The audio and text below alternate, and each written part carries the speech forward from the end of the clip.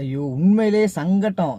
ஏன் தான் இந்த கஸ்டமர் எல்லாரும் இப்படி பண்றீங்கன்னு தயவு செய்து புரியவே மாட்டேங்குது. என்ன அது என்ன எல்லா ஆப்லையும் புக் பண்றது, எந்த வண்டி வருதோ அந்த வண்டியில ஏறி போயிடலான்னு போயிருது. மற்ற 3 ஆப்ல புக் பண்ணி வர்றவனுங்க எல்லாம் இழிச்ச வயனுங்க.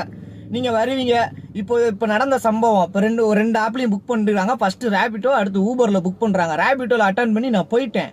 அங்க போனதுக்கு அப்புறம் ரேபிட்டோல கேன்சல் பண்ணிட்டு ஊபர்ல திரும்ப புக் பண்ண அதே புக்கிங் எனக்கே தான் வருது. அதை அட்டன் பண்றேன்.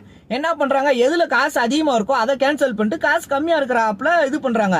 அது ஏன் அப்படி பண்றீங்க? அப்படி பண்ணாதீங்க. டிரைவர்களுக்கு தான் பிரச்சனை அப்படின்னு சொன்னோம்னா அப்ப நாங்க போறது தானே பாப்போம்னா. அப்ப ரேபிட்டோல நீ புக் பண்ணப்போ நான் வர்றேன்ட்டேல, அப்ப அதோட நீ அதுல இருக்க வேண்டியது. எதுக்கு ஊபர்ல புக் பண்ணிட்டு ரேபிட்டோல கேன்சல் பண்ணிட்டு ஊபர் ட்ரிப்ல போலான்னு பாக்குற? அப்ப அதுல காசு கம்மியா இருக்கும் தானே போறேன்னு பாக்குற. இதுல இறங்குறப்ப உத்தம மயிருன்னு சொல்லிட்டு போற. இதெல்லாம் எதுக்கு? ஏதாச்சும் ஒரு ஆப் புக் பண்ணீங்கன்னா ஒரு ஆப்ல புக் பண்ணுங்க, நாங்க வருவோம். வரமாட்டோம்லாம் சொல்றது. தயவு செய்து புக் பண்ணீங்கன்னா ஒரு ஆப்ல புக் பண்ணுங்க. சும்மா பல ஆப்ல புக் பண்ணி எல்லாருடைய வாழ்க்கையும் ஸ்பாயில் பண்ண விரும்பாதீங்க.